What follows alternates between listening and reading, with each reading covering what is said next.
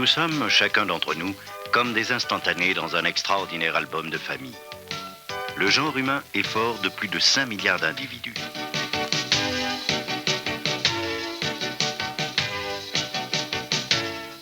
Une mosaïque de 17 races différentes, 50 couleurs de peau. Les yeux, on en compte plus de 100 variétés, 34 formes de nez et plus de 60 espèces de cheveux.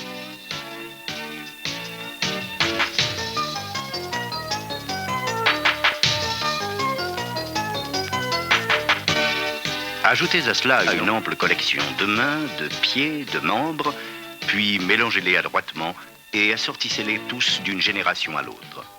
Le résultat, un ensemble impressionnant et presque illimité de possibilités humaines.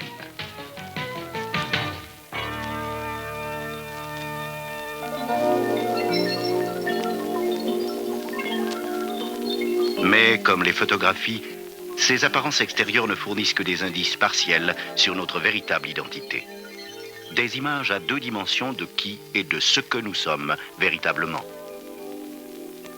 Non, cette collection appelée genre humain ne commence pas seulement par un sourire, une coiffure, un teint. Car il y a davantage en l'homme que ce qui frappe d'abord les yeux. Pendant les minutes qui vont suivre, nous allons chercher à découvrir, par-delà ce qui est évident ou facilement démontré, un aspect marquant de nous-mêmes. Qui sommes-nous? Comment et pourquoi existons-nous? Quelle est notre raison d'être? Questions éternelles. Cependant, au cours de cette recherche entreprise pour comprendre, plusieurs des grands mystères et prodiges de la vie vont être révélés, et avec eux, l'essence de ce qui nous rend typiquement humains.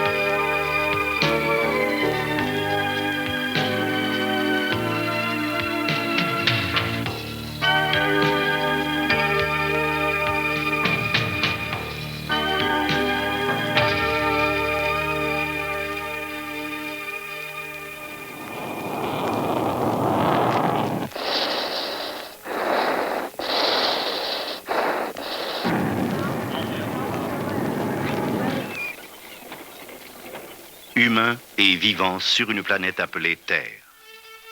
C'est un événement ordinaire que d'entendre la musique d'une chanson enfantine et en même temps, c'est un très grand mystère que ses capacités permettant à de jeunes esprits d'apprendre l'air et aux petits doigts de l'exécuter harmonieusement. Apprendre à connaître qui nous sommes vraiment exige une vision de la vie que peu de personnes prennent le temps d'avoir. Car l'être humain est comme une tapisserie, un entrelac complexe d'esprit, de corps et d'âme, un rare amalgame d'une multitude de parties formées et façonnées par la main même de Dieu.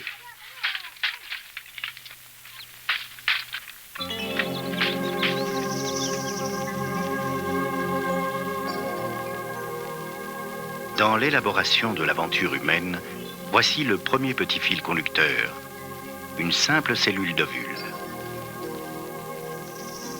Photographié quelques instants seulement après la fécondation, ce produit d'un spermatozoïde mâle et d'un ovule femelle marque le début d'une nouvelle vie et fixe l'avenir génétique de l'être vivant. À partir de là, chaque aspect de l'enfant à naître, taille, couleur des yeux et des cheveux, et chacune de ses caractéristiques, capacité de penser, d'apprendre, de parler, sont fermement constituées. En 24 heures, cette remarquable cellule nouvelle a commencé à se diviser en 2. Les heures passent et les 2 cellules en deviennent 4. Puis 8. Chaque nouvel ensemble de cellules est plus petit que le précédent.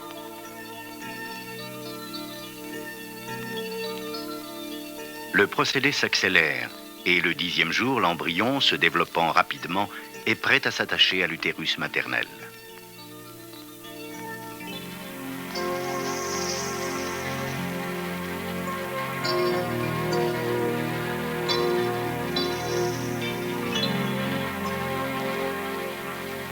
Deux semaines plus tard, l'embryon mesure à peu près 1,5 mm. Ces cellules s'organisent selon leur type et leur but, et déjà se forme l'ébauche d'une tête et du cerveau.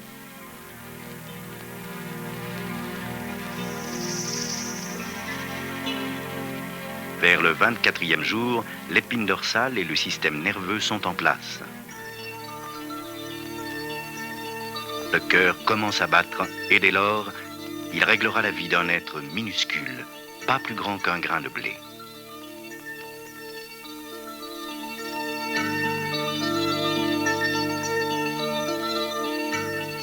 À 5 semaines, l'embryon mesure 5 mm. On voit apparaître les poches des jambes et des bras, de la bouche, des oreilles et du nez.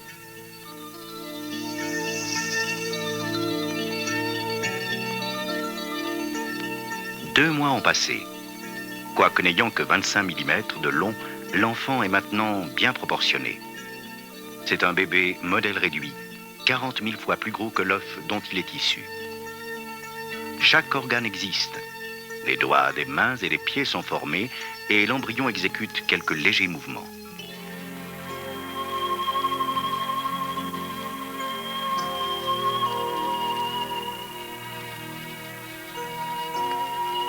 Jour après jour, soigneusement orchestrés, des millions d'options sont prises et l'enfant prend forme.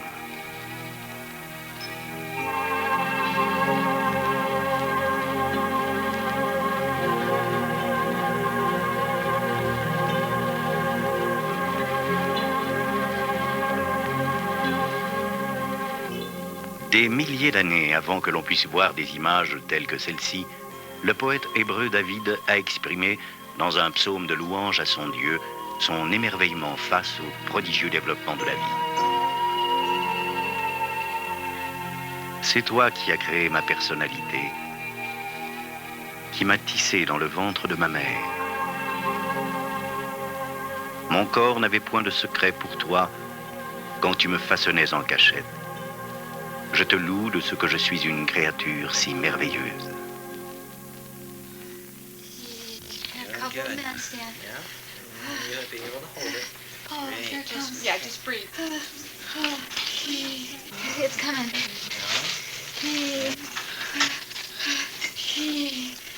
Can you do it now? Just keep breathing. You're doing great. You like pressure? Yeah. Keep breathing push. Again. We're doing great. Ready? Keep breathing push. There we go. Here it comes. There, yeah. Yeah. All right. Look at that. Little girl, little girl. They just kind of dry off. Keep it close to your tummy. Yeah. Nice. Nice. Oh, look at the baby. Oh, so excited.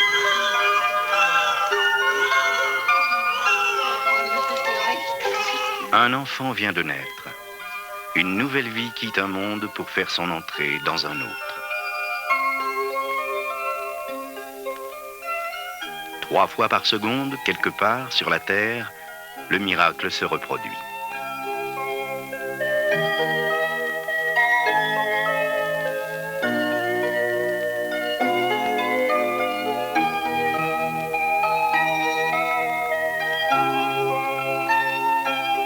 Et à partir d'une seule cellule, plus petite que la tête d'une épingle, naissent des pas et des rires. La soif de connaître, l'espoir et un potentiel sans limite. Un enfant vient de naître et la création accueille un autre chef-d'œuvre.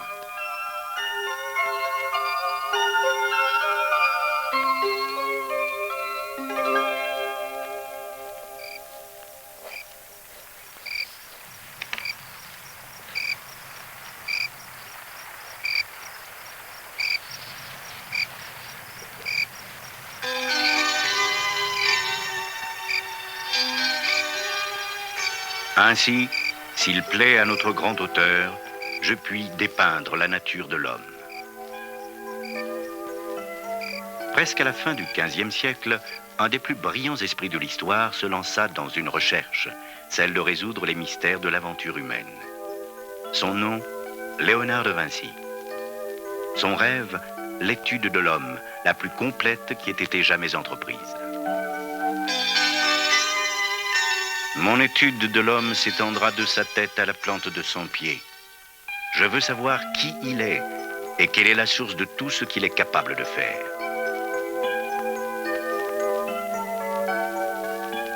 Léonard était persuadé que par un examen détaillé du corps humain, il pourrait comprendre les secrets les plus profonds de la vie. Ses travaux consistèrent en études approfondies et interminables sur l'anatomie, la physiologie, en croquis soigneux et observations minutieuses. Il réussit aussi à présenter l'image de l'homme la plus complète que le monde d'alors ait jamais vue. Une œuvre d'art, tel est l'homme, formé et façonné par la main du Maître suprême.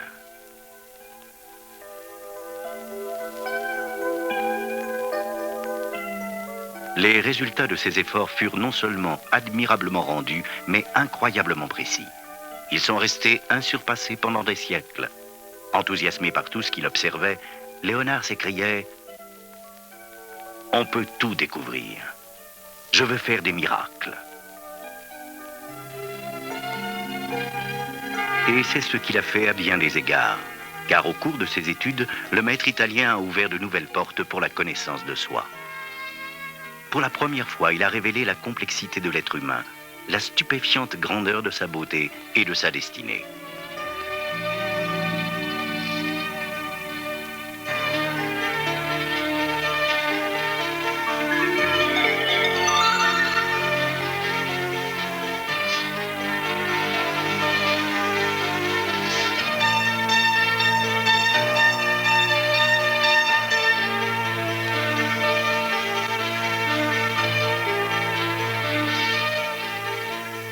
Aujourd'hui, 500 ans plus tard, les illustrations de Léonard ont cédé la place aux réalisations d'une ère nouvelle. Cependant, les horizons qu'il a ouverts sur la connaissance ont contribué à intensifier le profond émerveillement que provoque une attentive contemplation de l'ensemble complexe de cellules, tissus et organes qui servent de demeure à l'essence de tout notre être.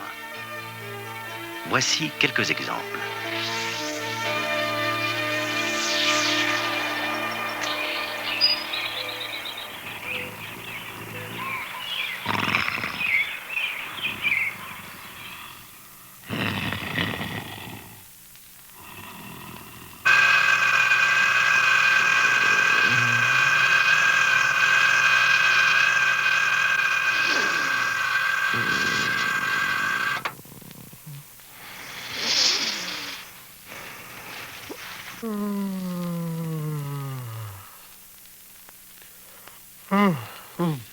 Well, we have things changing out on the expressways all the time. It's a bright, sunny morning, nice and cool and comfortable, but I just, well, you tell us all about it. Bob, it looks like it's going to be a slow morning. Peut-être une des meilleures évaluations du vrai génie est-elle sa capacité de fonctionner sans se faire remarquer.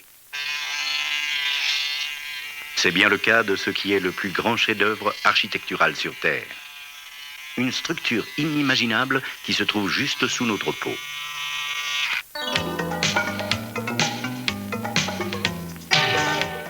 Le squelette humain. Des os, au nombre de 206, liés entre eux par du cartilage et des tissus. Une charpente idéalement adaptée pour faire face aux défis de la vie sur la Terre. Une des particularités les plus caractéristiques d'un être humain est la station verticale. En d'autres mots, il se tient debout sur ses deux pieds. C'est un acte exigeant une extraordinaire somme de force, d'équilibre, et aucune autre créature n'a maîtrisé cet art aussi bien. Mais supporter le poids du corps n'est qu'un des attributs du squelette, car contrairement aux structures rigides des constructions faites par l'homme, l'échafaudage humain est fait pour se mouvoir.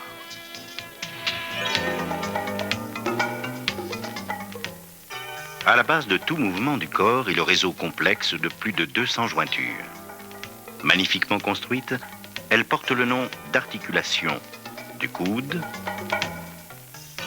de la clavicule, du poignet et de la rotule. chacune est enduite d'un lubrifiant remarquablement efficace et d'une couche superficielle résistante à l'usure et assez solide pour durer toute une vie.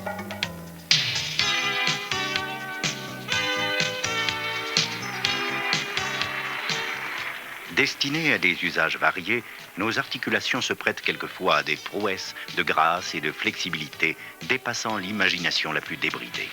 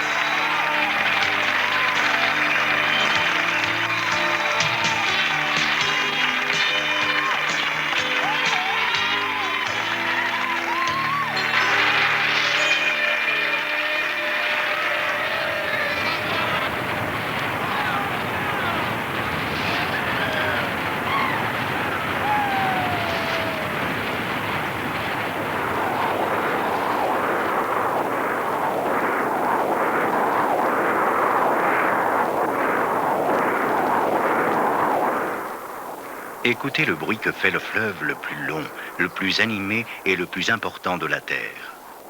Son cours mesure plus de 96 000 kilomètres. Il coule dans un seul but, apporter la vie à chaque point d'un monde complexe appelé corps humain. Votre système sanguin est vraiment un fleuve de vie, assez long pour faire 2,5 fois le tour de la Terre. Son interminable labyrinthe de vaisseaux atteint chacun des 50 000 milliards et plus de cellules vivantes dont nous sommes formés.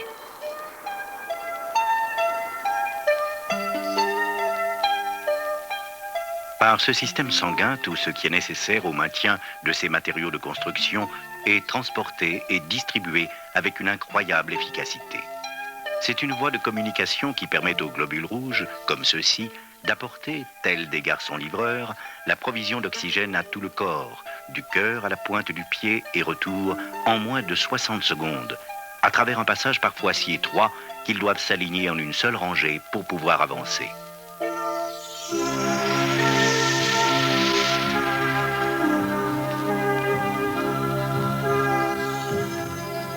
Regardez et admirez tout ce qui va suivre, car vous êtes entré dans un palais où peu de personnes ont pénétré jusqu'aux chambres intérieures, celles d'un cœur humain qui bat.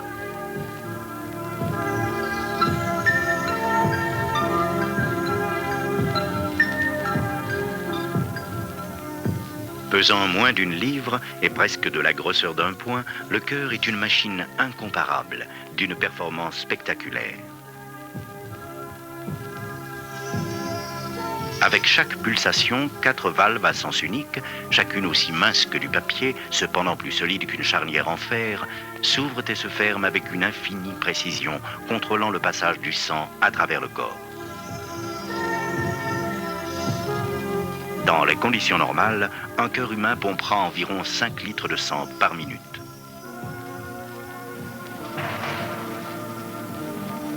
En un jour, cela peut dépasser 6 000 litres et dans une vie, plus de 200 millions de litres. Assez pour remplir un convoi de wagons-citernes de 89 km de long.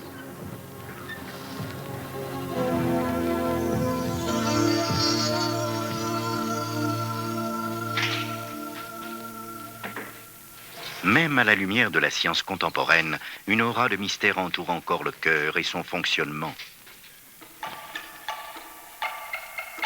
Quand on retire de l'organe des cellules cardiaques et qu'on les place sur une lamelle de laboratoire, elles continuent leur pulsation comme des piles vivantes, chacune à un rythme différent.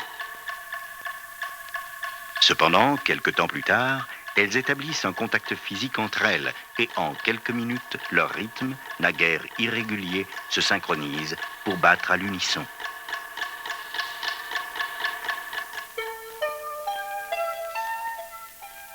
Comment cela se produit-il? Personne ne le sait vraiment. Mais la réponse contient encore un autre indice du mystère concernant la vie sur la Terre.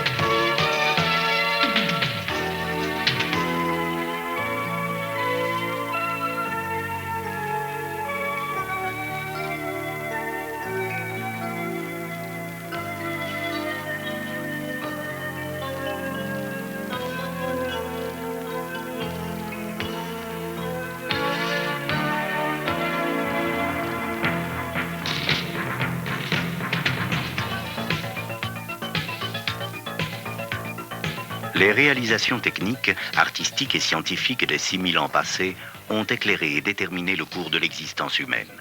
Cependant, malgré tout leur éclat, chacune est bien terne comparée à ce qui leur donne naissance. Le cerveau humain.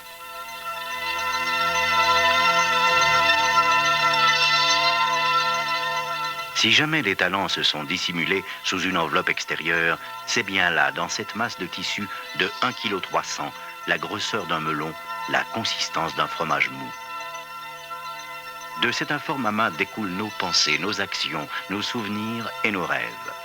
On a dit de lui qu'il était l'entité la plus puissante et la plus mystérieuse de tout l'univers. Mais comment travaille-t-il? Quel est son potentiel réel? Il est des questions dont la science commence tout juste à entrevoir les réponses. Des techniques novatrices pour l'étude du cerveau ouvrent sans cesse des portes nouvelles à la découverte. L'immersion d'un cerveau dans du plastique, puis sa coupe en milliers de tranches fines comme du papier, montre des structures complexes comme celle-ci, chacune étant aussi unique et différente que le sont les empreintes digitales. Il n'y a pas deux cerveaux identiques.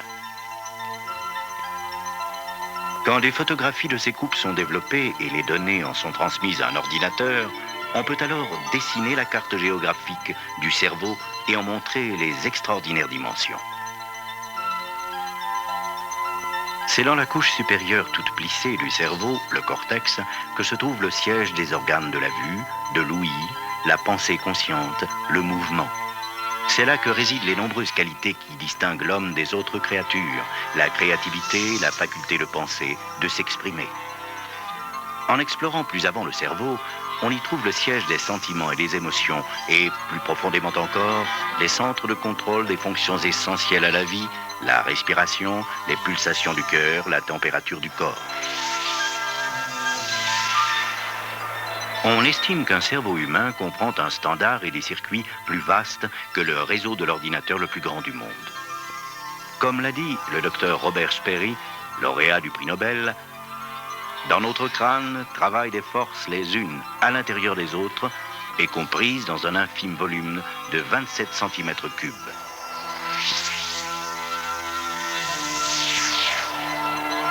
Le cerveau humain. 1,5 kg de mystère et de merveille sur la scène du théâtre permanent de la vie sur la Terre.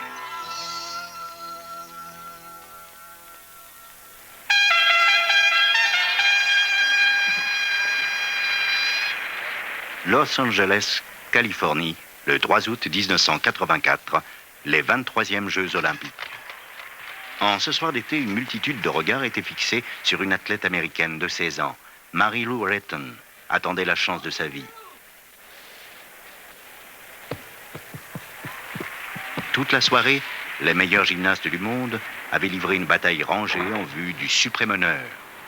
Obtenir la médaille d'or dans cette compétition féminine internationale de gymnastique.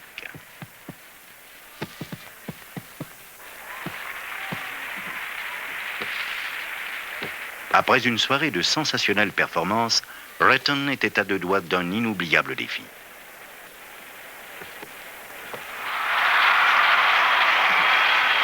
Pour gagner la médaille d'or olympique, elle devait marquer rien moins qu'un parfait score de 10 dans l'épreuve finale du match. Tandis que Mary Lou attendait de concourir, son cerveau était déjà en train de réaliser un modèle de performance.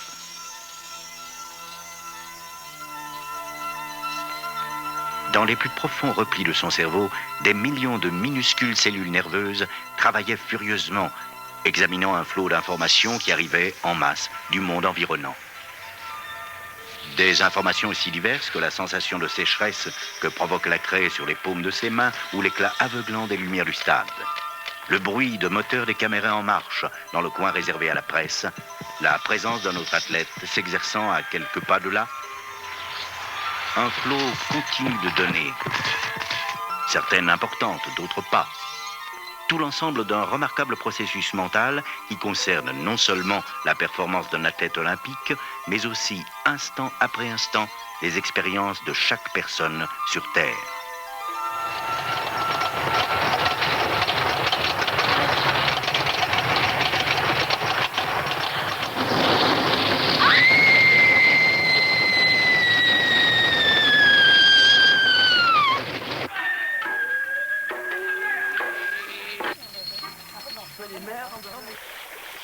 La capacité du cerveau d'interpréter éloquemment les informations provenant à la fois de l'intérieur et de l'extérieur du corps constitue un des traits les plus importants et les plus complexes de l'expérience humaine, indépendamment de qui nous sommes et de ce que nous faisons.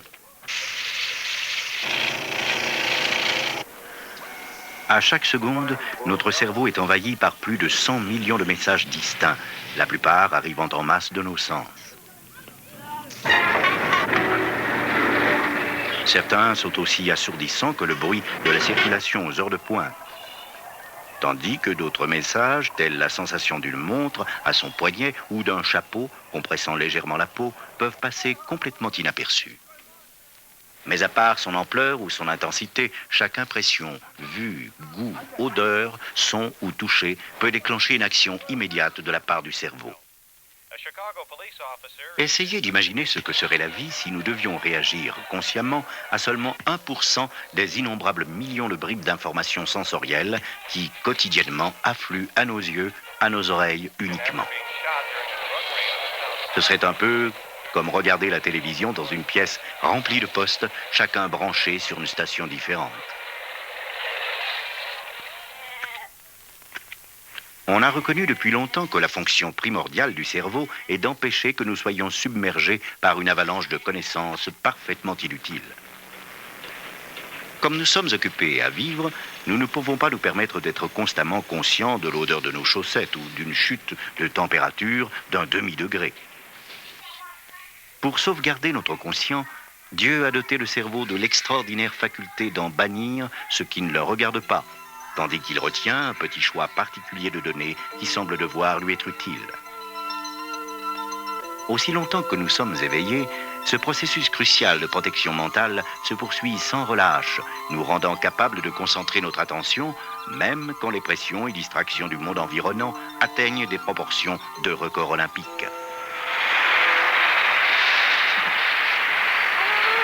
Juste en ce moment, l'atmosphère en ce lieu est absolument électrique. Si Marie-Lou Retton, âgée de 16 ans, peut faire un score total de 10 lors de l'épreuve finale, elle gagnera la médaille d'or olympique.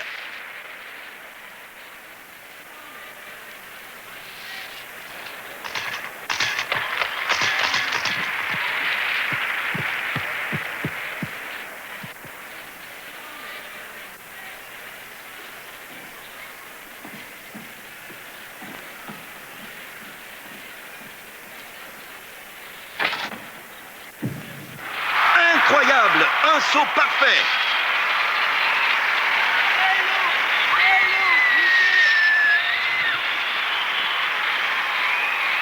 Ça y est! Un total de 10! Elle l'a eu!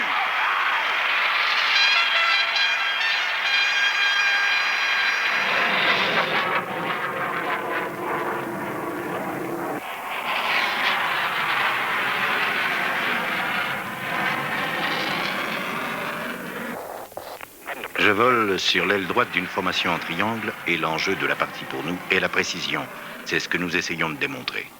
Pour le commandant Dave Commons des forces aériennes des États-Unis, dans l'escadrille des Thunderbirds, être précis signifie effectuer une série de balais aériens dans un avion de haute performance à des vitesses qui peuvent dépasser 970 km à l'heure.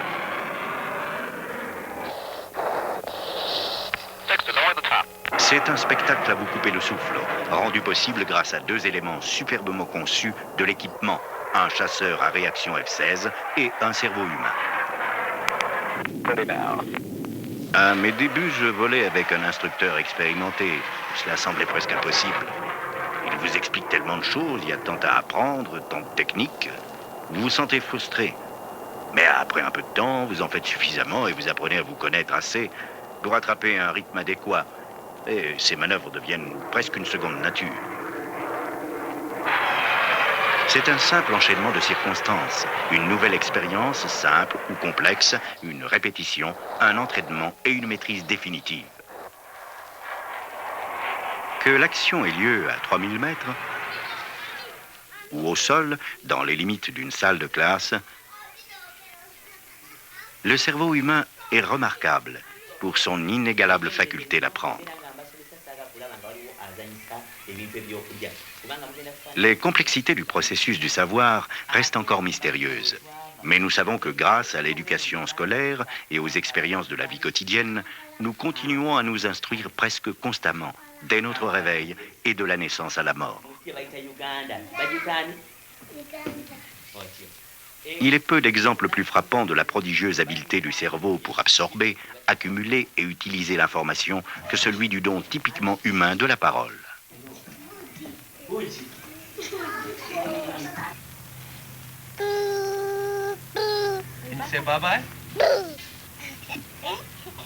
À ce jour, aucune théorie ne peut rendre compte de la manière dont un enfant apprend à parler. Mais il est certain que, à part les facteurs tels que l'environnement et la nationalité, le langage se développe habituellement d'une manière analogue pour tous.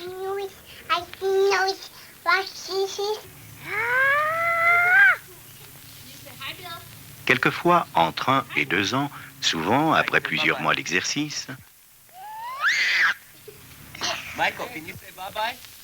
un enfant associe des sons fondamentaux pour former ses premiers mots tout simples. Bye bye, Michael. Bye bye.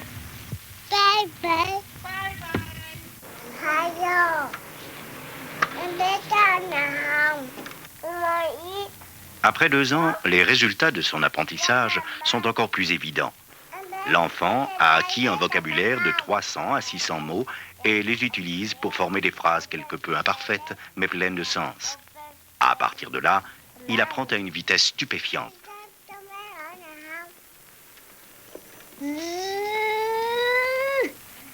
That's my favorite. Electrical scissors. À l'âge de 5 ou 6 ans, l'enfant a déjà maîtrisé la plus grande partie du vocabulaire de l'adulte, Next time I'll find it when you come back. And remember, ainsi que les éléments grammaticaux et syntaxiques de base, lui permettant d'utiliser des milliers de mots pour exprimer une variété presque illimitée d'idées, de pensées. sharing is the most special thing in the world. La puissante capacité d'informer que possède le cerveau humain déborde presque ses propres facultés d'assimilation. Tout ce que nous savons est encodé dans des cellules nerveuses minuscules comme celle-ci. Elles sont appelées neurones et sont au nombre de plus de 100 milliards dans un seul cerveau. Chaque neurone est relié à des milliers d'autres, formant au moins 100 000 milliards de collections séparées, chacune représentant un brin d'information. Pour avoir une vision plus claire de ce que cela représente, sachez que 100 000 milliards de données correspondraient à presque 20 millions de livres.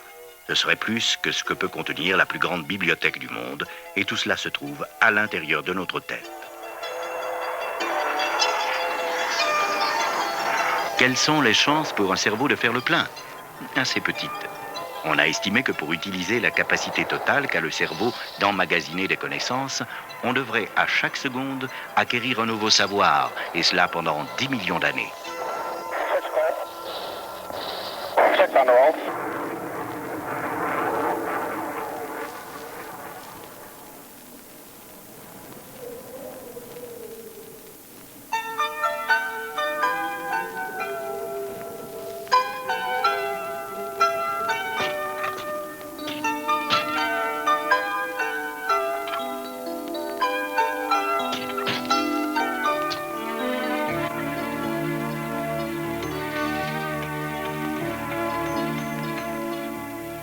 Sir Isaac Newton a écrit « En l'absence de toute autre preuve, mon pouce seul suffirait à me convaincre de l'existence de Dieu. » Ces mêmes paroles pourraient être appliquées à n'importe laquelle des innombrables milliards de cellules qui constituent un corps humain. Car nous sommes chacun, en réalité, l'ouvrage non d'un accident aveugle ou du hasard, mais du maître architecte et artiste, Dieu lui-même.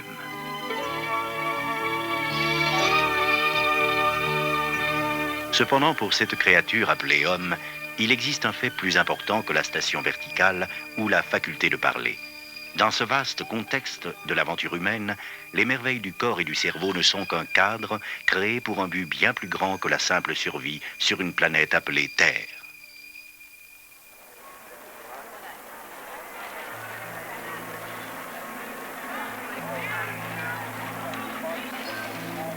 En tant qu'être humain, Nous sommes des créations uniques et spéciales, poussées par le besoin d'avoir un but et une direction pour nos vies. À n'importe quel moment donné, nous pouvons rentrer en nous-mêmes pour considérer le vrai sens de notre être et de notre destination. Ou bien alors, jeter les regards plus loin pour examiner les vraies questions de la vie, de la mort et de l'éternité.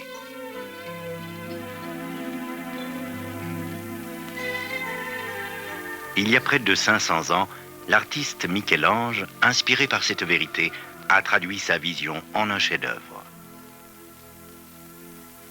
Ici, sur le plafond de la chapelle Sixtine, lui servant de toile, il a peint l'histoire biblique de l'humanité.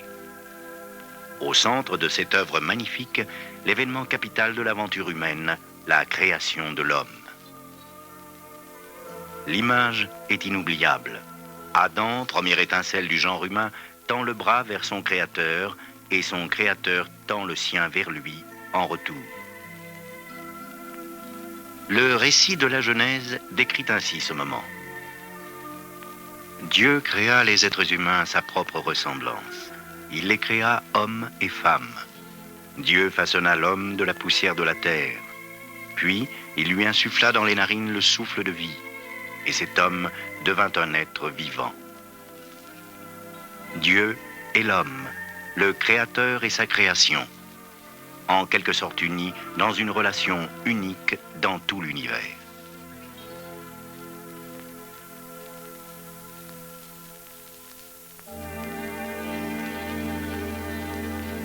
Pensez-y.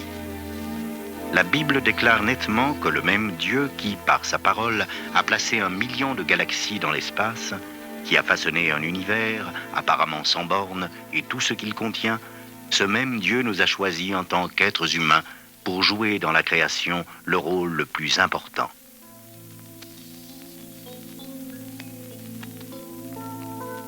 Nous seuls sommes faits à l'image de Dieu. Il a insufflé en nous quelque chose de lui-même, afin que nous puissions sentir sa présence et faire l'expérience de sa communion, ses soins, son amour. C'est la relation la plus importante que nous puissions jamais espérer connaître, et une seule chose peut l'empêcher de se réaliser dans nos vies. Au plus profond de l'expérience humaine sont tissés quelques fils plus sombres. Indéniablement, être homme, c'est connaître la réalité de la haine, la colère, la jalousie à l'égard des autres et souvent le rejet de Dieu. Pourquoi ? Une fois de plus, la réponse se trouve à l'intérieur de nous-mêmes. Car en tant qu'êtres humains, nos vies sont influencées et parfois dominées par le péché. C'est une maladie du cœur, la racine de toute la souffrance et de la cruauté qui nous entoure. À chaque instant, il cherche à rompre l'union que nous avons été appelés à avoir avec Dieu. Cependant, c'est là, dans les couloirs ténébreux de nos vies, que se manifeste le suprême miracle de l'aventure humaine. Car malgré notre péché, Dieu continue à nous offrir un don bien plus grand que celui de la vue, de la parole ou de la vie physique elle-même. Un don qui s'est manifesté il y a près de 2000 ans, quand Dieu a envoyé son Fils Jésus-Christ vivre sur la terre, y mourir et revenir à la vie, afin de pardonner nos péchés et rétablir notre relation avec Dieu.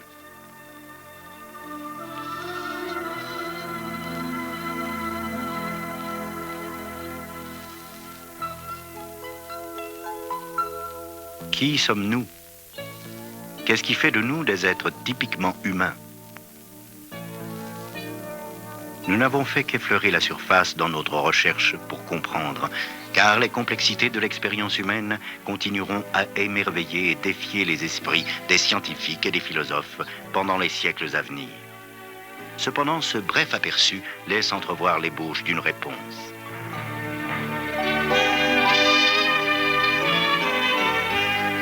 Comme nous l'avons vu dans les merveilles de notre esprit, de notre corps et de notre intelligence, la présence de la main de Dieu dans nos vies est vraiment réelle.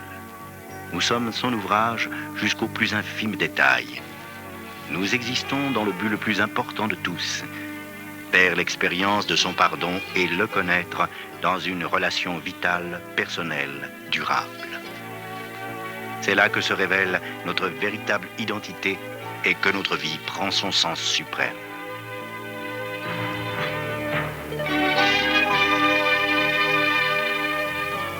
Dans le voyage de la vie, où vous trouvez-vous aujourd'hui? Connaissez-vous vraiment le Dieu qui vous a créé? C'est le même Dieu qui, depuis le commencement des temps, a cherché à atteindre le genre humain. Et juste en ce moment, il vient vers vous, avec ses promesses de pardon et de vie éternelle, dons gratuits pour quiconque veut les recevoir. Vous ne ferez pas de plus importante démarche. Revenez à lui aujourd'hui. Acceptez tout ce qu'il vous offre. Entrez dans cette relation pour laquelle, en tant qu'être spécifiquement humain, vous avez été créé et dont vous pouvez faire la joyeuse expérience.